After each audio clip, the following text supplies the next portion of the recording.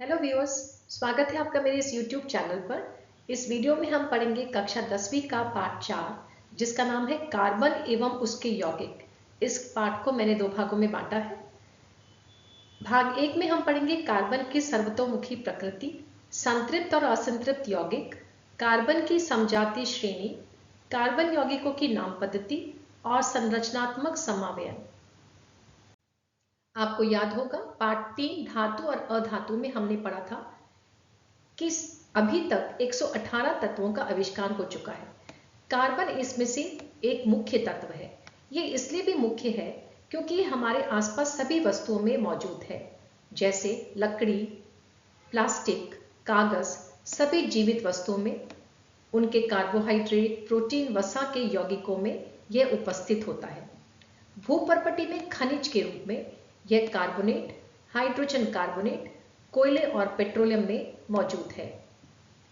यहां पर इसकी मात्रा 0.02% है, जबकि वायुमंडल में यह 0.03% है। इतनी कम मात्रा होने के बावजूद भी यह इतना महत्वपूर्ण तत्व क्यों है, यही जानेंगे इस पाठ में।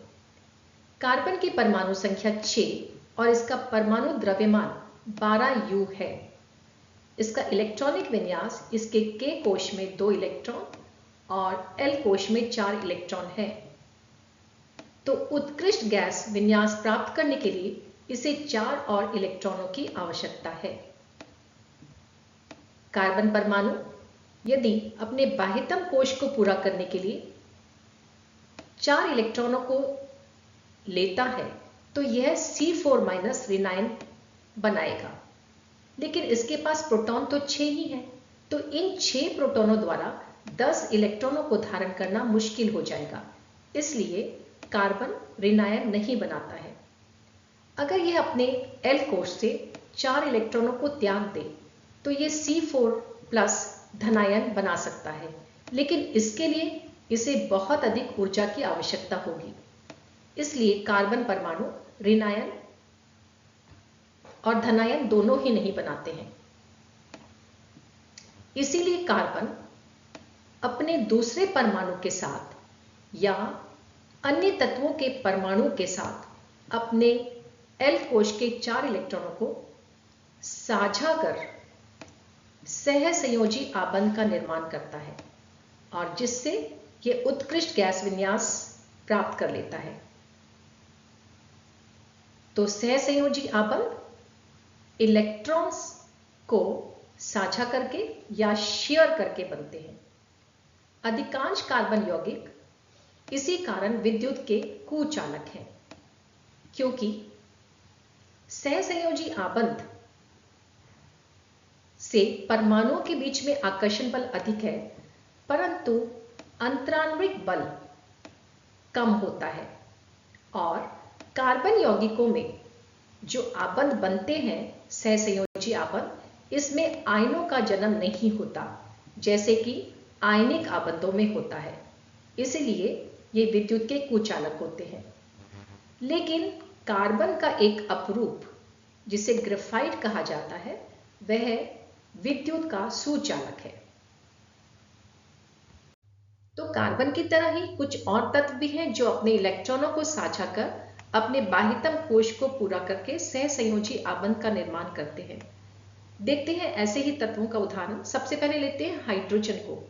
हाइड्रोजन की परमाणु संख्या 1 है, तो इसके K कोश में हुआ 1 इलेक्ट्रॉन। K कोश की क्षमता 2 होती है, इसलिए इसे इस कोश को पूरा करने के लिए 1 इलेक्ट्रॉन की आवश्यकता है।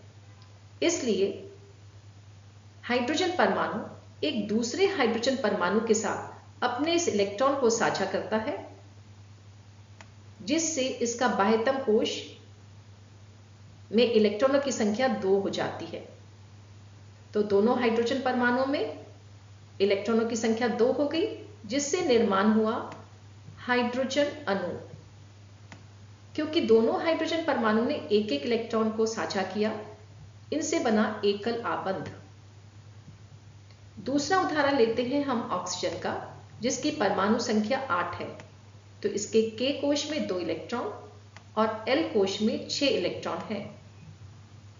एल कोश के इलेक्ट्रॉनों को पूरा करने के लिए इसे 2 और इलेक्ट्रॉनों की आवश्यकता है। ऑक्सीजन परमाणु अपने ही ऑक्सीजन परमाणु के साथ अपने 2 इलेक्ट्रॉनों को साझा करता है, जिससे उसका बाह्यतम कोश एल कोश में 8 इलेक्ट्रॉन हो जाते हैं और दूसरे ऑक्सीजन परमाणु में भी 8 इलेक्ट्रॉन हो गए, जिससे निर्माण हुआ O2 अणु का। क्योंकि यहां पे इलेक्ट्रॉन ऑक्सीजन परमाणु के बीच में 2 जोड़े साझा हुए, इसलिए यह बना द्विआबंध। तीसरा उदाहरण हम लेते हैं नाइट्रोजन का, जिसकी परमाणु संख्या 7 है, यानी इसके K कोश में 2 इलेक्ट्रॉन और L कोश में 5 इलेक्ट्रॉन है। L कोश को पूरा करने के लिए इसे 3 और इलेक्ट्रॉनों की आवश्यकता है, जिन्हें यह अपने ही नाइट्रोजन परमाणु के साथ साझा करके अपने L कोश को पूरा करता है, जिससे इसके बाह्यतम कोश में 8 इलेक्ट्रॉन हो जाते हैं और दूसरे नाइट्रोजन परमाणु में भी 8 इलेक्ट्रॉन हो जाते हैं। नाइट्रोजन ने यहां पर 3 इलेक्ट्रॉनों के जोड़ों को साझा किया, इसलिए इस आबंध को बोलते हैं त्रिआबंध।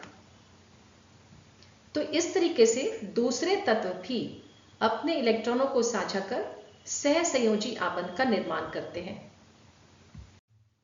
पिछली स्लाइड्स में हमने देखा कि कैसे कार्बन या दूसरे तत्व जैसे हाइड्रोजन, ऑक्सीजन, नाइट्रोजन अपने इलेक्ट्रॉनों को साझा कर सहसंयोजी आबंध बनाते हैं।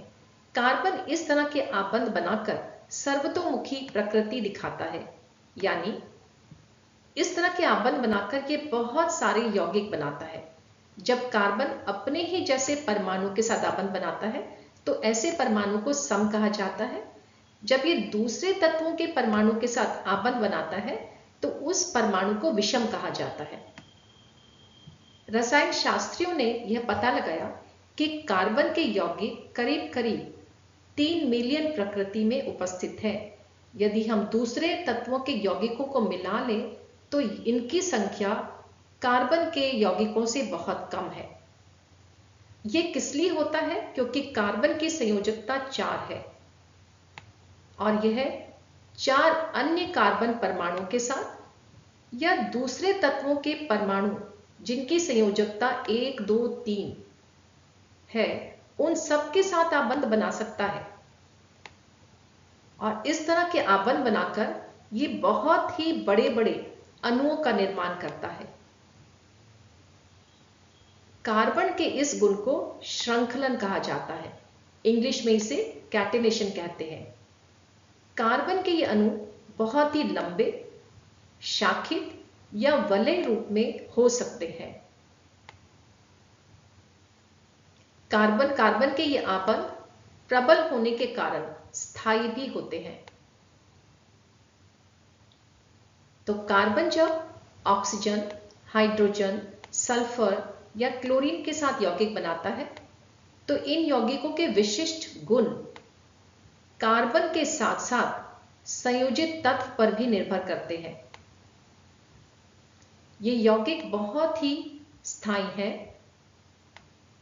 क्योंकि परमाणुओं के बीच सहसंयोजी आबंध बहुत प्रबल है और कार्बन परमाणु का आकार छोटा होता है, इसलिए यह साझा इलेक्ट्रॉनों की जोड़ी को इस परमाणु का नाभिक दृढ़ता से पकड़े रहता है।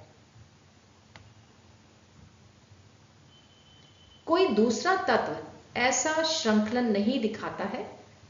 सिलिकॉन भी जो है वो हाइड्रोजन के साथ श्रृंखला बनाता है, लेकिन सिर्फ 7-8 परमाणुओं की, और ये यौगिक बहुत ही अभिक्रियाशील होते हैं,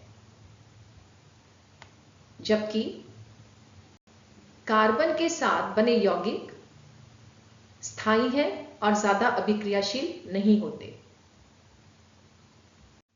तो कार्बन जब दूसरे तत्वों के साथ यौगिक बनाता है, कभी कभी उसकी संयोजकता 4 उन तत्वों के परमाणुओं के इलेक्ट्रॉन से संतुष्ट हो जाती है और कभी कभी संतुष्ट नहीं होती। तो दो तरह के यौगिक बनते हैं, संतृप्त यौगिक और असंतृप्त यौगिक। देखते हैं इन यौगिकों में अंतर क्या होता है। जैसे मैंने आपको बताया, संतृप्त यौगिक में कार्बन परमाणु की संयोजकता 4 दूसरे परमाणु के इलेक्ट्रॉनों से संतुष्ट हो जाती है। ऐसे यौगिकों को बोलते हैं संतृप्त यौगिक। जब कार्बन परमाणु की संयोजकता दूसरे परमाणु के इलेक्ट्रॉनों से भी संतुष्ट नहीं होती तो ऐसे यौगिकों को बोलते हैं असंतृप्त यौगिक। संतृप्त यौगिक में परमाणुओं के बीच एकल आबंध बनते हैं, जबकि असंतृप्त यौगिक में कार्बन परमाणुओं के बीच द्वि या त्रि आबंध बनते हैं। क्योंकि संतृप्त यौगिकों में कार्बन की संयोजकता संतुष्ट हो गई, यौगिक जो बनते हैं वे स्थायी हैं। असंतृप्त यौगिकों में क्योंकि कार्बन की संयोजकता संतुष्ट नहीं हुई तो ये यौगिक अस्थायी होते हैं और अधिक अभिक्रियाशील होते हैं। इसीलिए संतृप्त यौगिक ब्रोमीन पानी के साथ अभिक्रिया नहीं करते, जबकि असंतृप्त यौगिक ब्रोमीन पानी के साथ अभिक्रिया करके इसको रंगहीन कर देते हैं। संतृप्त यौगिक के उदाहरण हैं मीथेन, इथेन, प्रोपेन, ब्यूटेन आदि। असंतृप्त यौगिकों के उदाहरण हैं इथीन, प्रोपीन, प्रोपाइन आदि। आप नीचे इन यौगिकों की इलेक्ट्रॉन बिंदु संरचना देख सकते हैं। कार्बन जिसके पास अपने 4 इलेक्ट्रॉन थे, उसके बाह्यतम कक्ष में वह 4 हाइड्रोजन परमाणुओं के साथ आबंध बनाकर अपने 8 इलेक्ट्रॉन पूरे करता है। ये इलेक्ट्रॉन की साझेदारी है, इसलिए यह सहसंयोजी आबंध बने। हाइड्रोजन परमाणु भी एक एक इलेक्ट्रॉन कार्बन से साझा कर अपने बाह्यतम कक्ष को पूरा कर लेता है। तो यह इलेक्ट्रॉन बिंदु संरचना है मीथेन की, जिसमें 4 एकल बंध बने कार्बन और हाइड्रोजन के बीच में। दूसरा उदाहरण असंतृप्त यौगिक का देखते हैं, इथीन, जहां पर 2 कार्बन परमाणु 4 हाइड्रोजन परमाणु के साथ आबंध बना रहे हैं। क्योंकि 4 हाइड्रोजन परमाणु है तो एक एक हाइड्रोजन एक कार्बन इलेक्ट्रॉन के साथ साझेदारी कर रहा है और अपना बाह्यतम कक्ष को पूरा कर रहा है।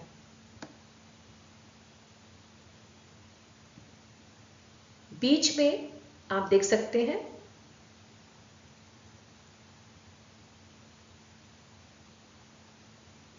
इलेक्ट्रॉन के 2 जोड़े, इसलिए यहां पर द्वि आबंध बना।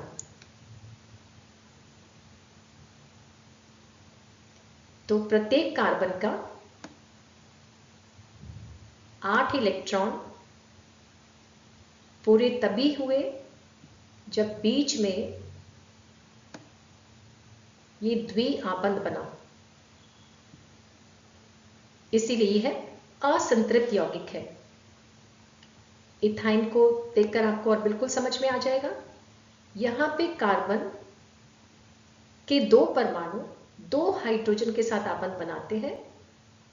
तो एक हाइड्रोजन परमाणु अपना 1 इलेक्ट्रॉन कार्बन के साथ साझा करता है, दूसरा हाइड्रोजन का परमाणु भी अपना इलेक्ट्रॉन कार्बन के साथ साझा करता है। अब कार्बन के पास ये 3 इलेक्ट्रॉन बचे, तो यह दूसरे कार्बन परमाणु के साथ त्रि आबंध बनाता है, जिससे प्रत्येक कार्बन परमाणु के 8-8 इलेक्ट्रॉन बाह्यतम कक्ष में पूरे हो सकते हैं। इसीलिए यह असंतृप्त यौगिक है जिसमें त्रि आबंध बना। पिछली स्लाइड्स में हमने देखा कि कैसे कार्बन अपने ही तत्व के साथ या दूसरे तत्व के परमाणुओं के साथ इलेक्ट्रॉनों को साझा कर सहसंयोजी आबंध बनाकर बहुत सारे कार्बन यौगिकों को बनाता है। कार्बन यौगिकों की संख्या बहुत अधिक है, इसलिए उन्हें पहचानने के लिए हमें उनके नाम पता होना चाहिए। यहां पर सीखते हैं हम कार्बन यौगिकों की नाम पद्धति। हम जानते हैं कार्बन हाइड्रोजन के साथ आबंध बनाता है, इसे हाइड्रोकार्बन कहा जाता है। तो सबसे पहले हम हाइड्रोकार्बन की सबसे लंबी कार्बन श्रृंखला को चुनेंगे और फिर कार्बन परमाणु को गिनकर उन्हें संख्या देंगे 1 2 3 4।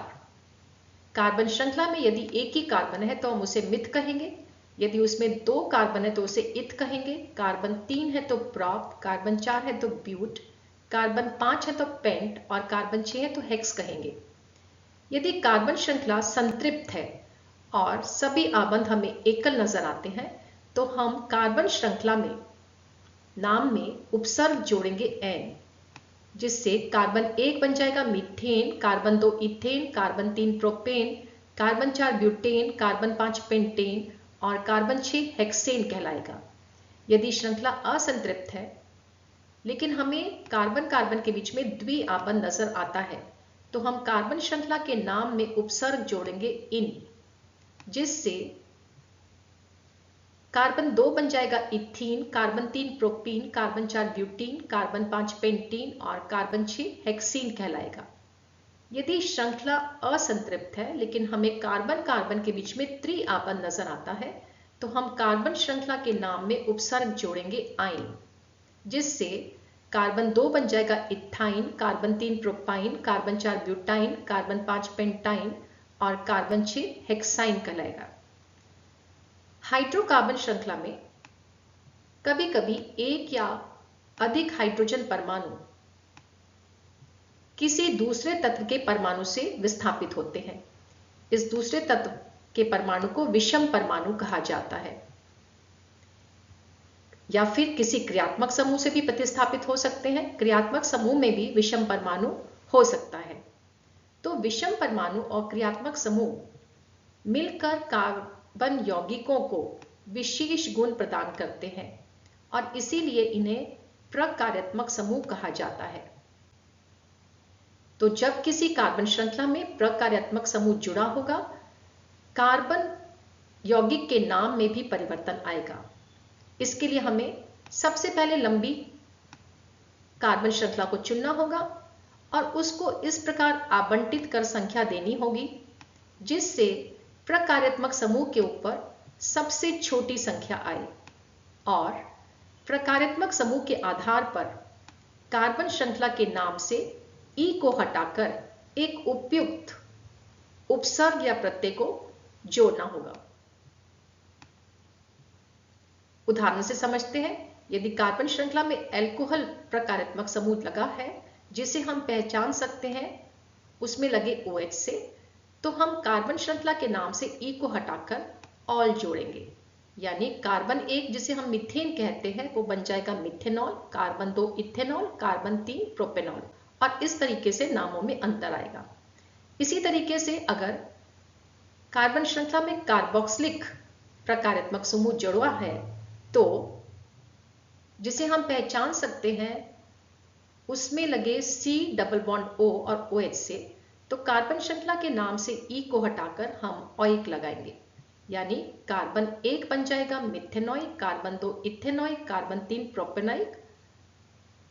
अगर कार्बन श्रृंखला में कीटोन प्रकार्यात्मक समूह लगा है जिसे हम पहचान सकते हैं C डबल बॉन्ड O से, तो कार्बन श्रृंखला के नाम से E को हटाकर हमें ऑन लगाना होगा, यानी कार्बन 3 बन जाएगा propanone, carbon 4 butanone, carbon 5 pentanone. इसी तरीके से कार्बन श्रृंखला के में अगर प्रकार्यात्मक समूह एल्डिहाइड लगा होगा जिसे हम पहचान सकते हैं C डबल बॉन्ड O और H से, तो हमें कार्बन श्रृंखला के नाम से E को हटाकर अल लगाना होगा, यानी कार्बन 1 बन जाएगा methanal, carbon 2 ethanal, carbon 3 propanal.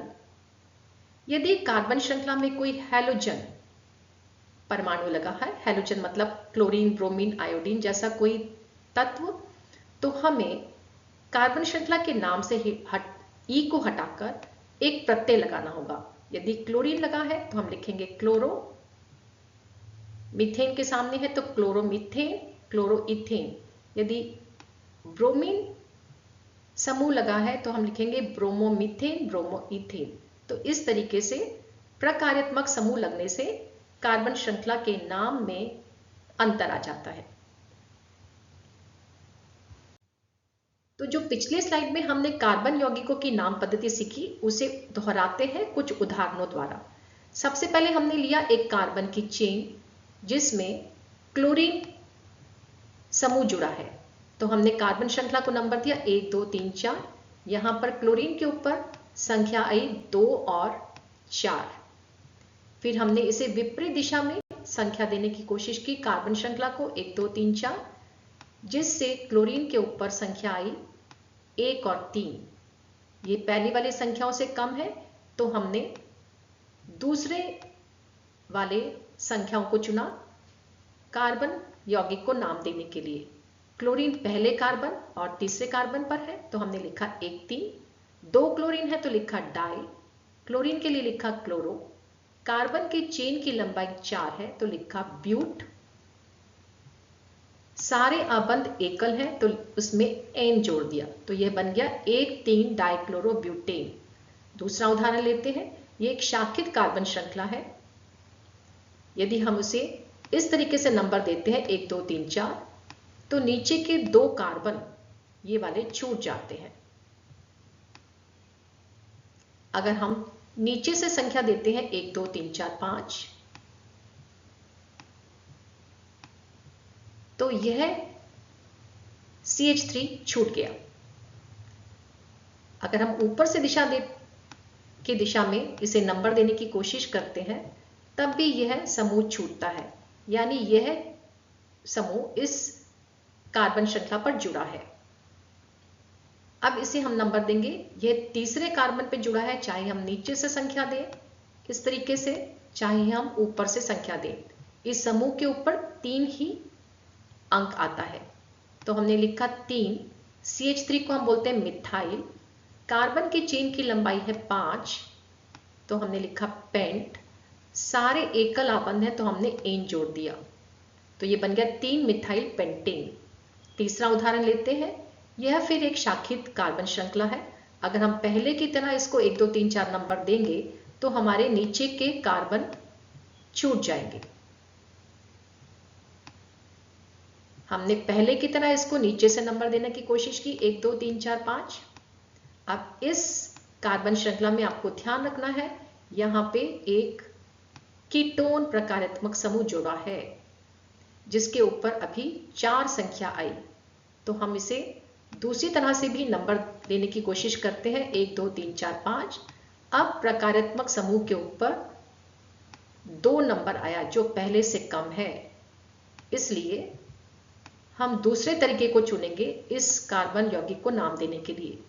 यहां पर तीसरे कार्बन पे ये मिथाइल लगा है तो हमने लिखा 3 मिथाइल। कीटोन दूसरे कार्बन पे तो हमने लिखा 2। कार्बन चेन की लंबाई 5 कार्बन है तो हम लिखते हैं पेंटेन। और कीटोन प्रकारात्मक समूह के लिए हम जोड़ते हैं ऑन, तो बन गया 3 मिथाइल 2 पेंटेनॉन। चौथा उदाहरण लिखते हैं। ये एक सीधी कार्बन श्रृंखला है। हमने इसको संख्या दी 1 2 3 4। यहां पर एक द्वि आबंध है जिसके ऊपर इस तरीके से नंबर देने पर संख्या आ रही है 2। और अगर हम विपरीत दिशा में भी इसको नंबर डालते हैं तब भी इसे संख्या आ रही है 2। तो दोनों तरीके से समान संख्या आ रही है। हम इसे सामान्य रूप में ब्यूट कार्बन 4 को बोलते हैं, और क्योंकि द्वि आबंध है हम इसमें इन जोड़ते हैं तो हम इसे ब्यूटीन भी कह सकते हैं।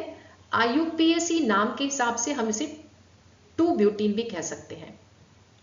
पांचवा उदाहरण देखते हैं। इसमें एक कार्बन है, एक कार्बन को हम मीथेन कहते हैं, लेकिन ये एल्डिहाइड प्रकारात्मक समूह इसमें जुड़ा है CH डबल बॉन्ड O। यहां पर हमें कार्बन की श्रृंखला को नाम देने की जरूरत नहीं है क्योंकि एल्डिहाइड प्रकारात्मक समूह श्रृंखला के आखिर में जुड़ा होता है। तो एक कार्बन को हम मीथेन कहते हैं। एल्डिहाइड ग्रुप का अल हमने जोड़ दिया तो ये बन गया मीथेनल। आखिरी उदाहरण देखते हैं। यहां पे 6 कार्बन की एक चेन है। यदि हम इन्हें संख्या देते हैं तो इस कार्बन के ऊपर आएगा 6 नंबर और यहां से शुरू करते हैं तो यहां पे आएगा इसका 1 नंबर। 6 कार्बन की श्रृंखला को हम हेक्स कहते हैं।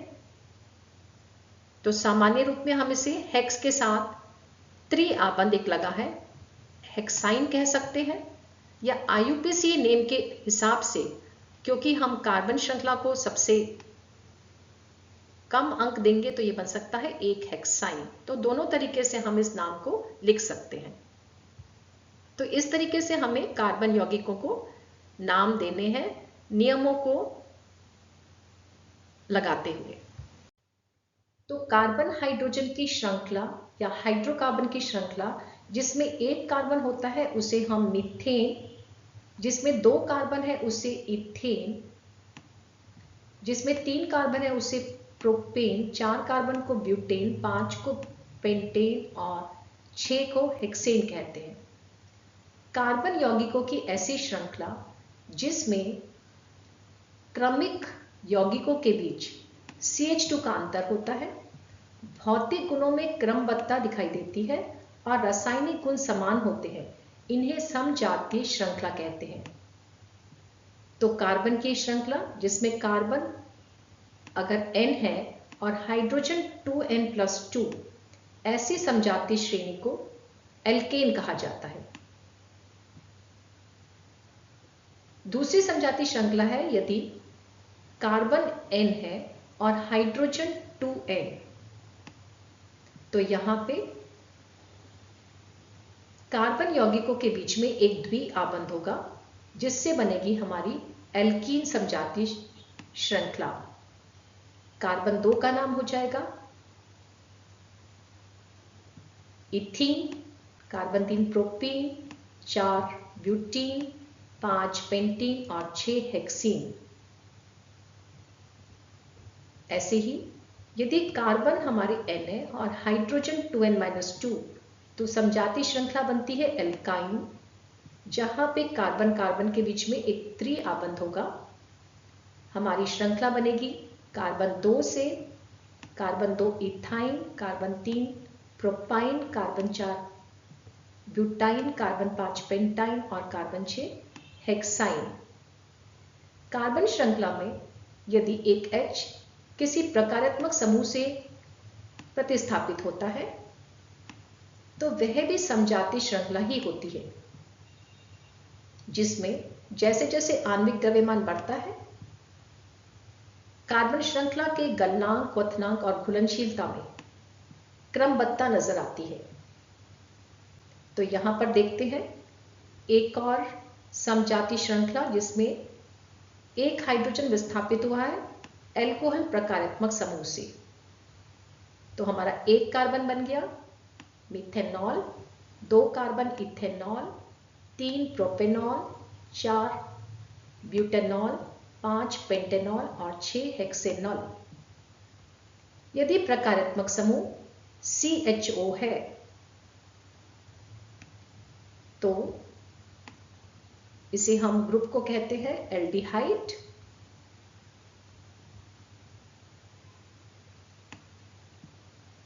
और समजातीय श्रृंखला में पहले कार्बन का नाम हो जाता है मिथेनॉल, दूसरे का इथेनॉल, तीसरे का प्रोपेनॉल, चौथे का ब्यूटेनॉल, पांचवें का पेंटेनॉल और छठे का हेक्सेनॉल। यदि कार्बन श्रृंखला में कार्बोक्सिलिक अम्ल जुड़ा है तो यहां पे C डबल बॉन्ड OOH दिख रहा है हमें। पहला कार्बन हो गया हमारा मिथेनोइक, दूसरा इथेनोइक, तीसरा प्रोपेनोइक, चौथा ब्यूटेनोइक, पांचवा पेंटेनोइक और छठा हेक्सानोइक अम्ल। इसी तरीके से कार्बन श्रृंखला में यदि कीटोन प्रकारात्मक समूह है तो हमारा तीसरा कार्बन हो गया प्रोपेनॉन, फिर ब्यूटेनॉन, पेंटेनॉन और हेक्सेनॉन। अगर कार्बन श्रृंखला में क्लोरीन जुड़ा है तो हो जाएगा क्लोरोमीथेन, क्लोरोइथेन, क्लोरोप्रोपेन, क्लोरोब्यूटेन, क्लोरोपेंटेन और क्लोरोहेक्सेन। जैसे हमने हाइड्रोजन, ऑक्सीजन और नाइट्रोजन की इलेक्ट्रॉन बिंदु संरचना बनानी सीखी, वैसे ही हम सीखते हैं कुछ और तत्वों और कार्बन के कुछ यौगिकों की इलेक्ट्रॉन बिंदु संरचना बनाना। कार्बन की संयोजकता 4 है, उसे बाह्यतम कोश को पूरा करने के लिए 4 और इलेक्ट्रॉन की आवश्यकता है। हाइड्रोजन की संयोजकता 1, तो उसे अपने कोश को पूरा करने के लिए 1 और इलेक्ट्रॉन की आवश्यकता है। सल्फर और ऑक्सीजन दोनों के पास 6-6 इलेक्ट्रॉन है उनके बाहरी कोश में, तो उन्हें 2-2 इलेक्ट्रॉन की आवश्यकता है। फ्लोरीन और क्लोरीन के बाह्यतम कोश में 7 इलेक्ट्रॉन होते हैं, तो उन्हें 1-1 इलेक्ट्रॉन चाहिए अपने कोश को पूरा करने के लिए। सबसे पहले उदाहरण देखते हैं इथेनॉइक अम्ल का, जिसका रासायनिक सूत्र है CH3COOH। आपको ध्यान होगा कार्बोक्सिलिक अम्ल में कार्बन के साथ ऑक्सीजन का एक द्विआबंध होता है, तो इसे हमने इस तरीके से लिख दिया रासायनिक सूत्र को। अब जहां पे एकल आबंध है, बड़ा आसान तरीका है, उसके दोनों किनारों पर आप 1-1 इलेक्ट्रॉन बना दीजिए। जहां पर द्विआबंध है वहां पर आप फिर से 1-1 इलेक्ट्रॉन बना दीजिए दोनों आबंधों पर।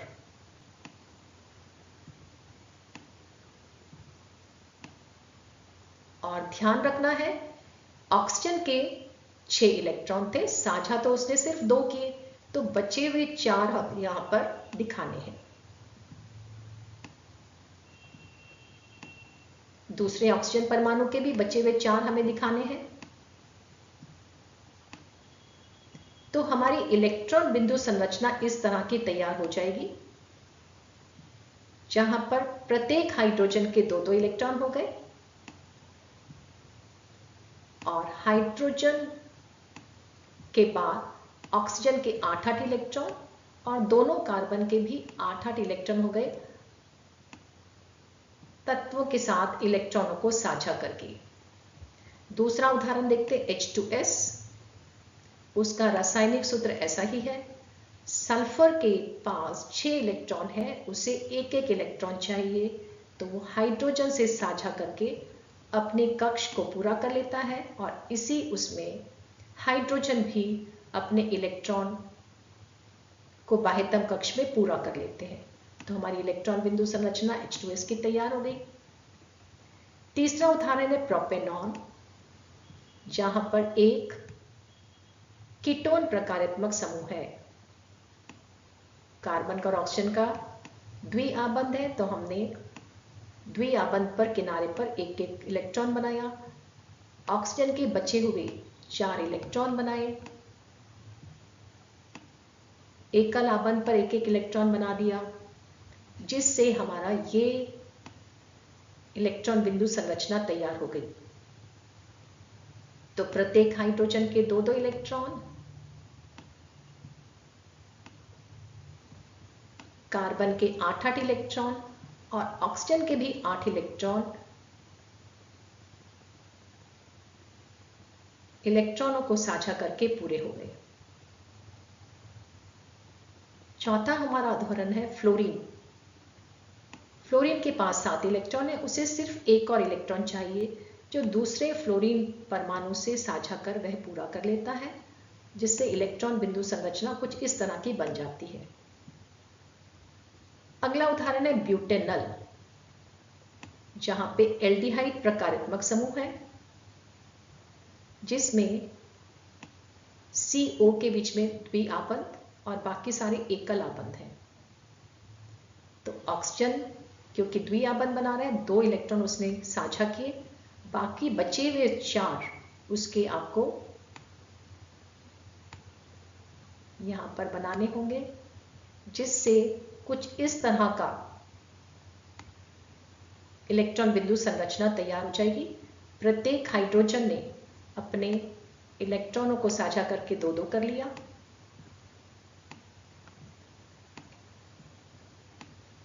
चारों कार्बन के 8-8 इलेक्ट्रॉन हो गए और ऑक्सीजन के भी 8 हो गए। तो इस तरीके से इलेक्ट्रॉन बिंदु संरचना यौगिकों की और तत्वों की बनाई जाती है। तो कार्बन के समान आणविक सूत्र वाले यौगिकों को विभिन्न संरचनाओं से दर्शाया जा सकता है। इन संरचनाओं को संरचनात्मक समावयन कहा जाता है। उदाहरण के लिए देखिए ब्यूटेन, जिसके 2 संरचनात्मक समावयन है। पहले हमने बनाया कार्बन 4 की एक सीधी श्रृंखला जिससे बना ब्यूटेन।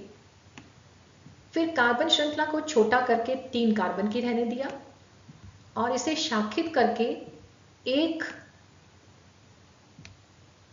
कार्बन को समूह को नीचे जोड़ दिया। क्योंकि ये दूसरे कार्बन पे लगा तो बना 2 मिथाइल, कार्बन चेन 3 की है, प्रोपेन। ऐसे ही पेंटेन के 3 संरचनात्मक समावयन हम बना सकते हैं। पहले हमने बनाया 5 कार्बन की एक सीधी श्रृंखला जिससे बना पेंटेन। फिर हमने कार्बन श्रृंखला को छोटा करके 4 कार्बन की कर दिया और एक कार्बन के समूह से शाखित कर दिया कार्बन चेन को।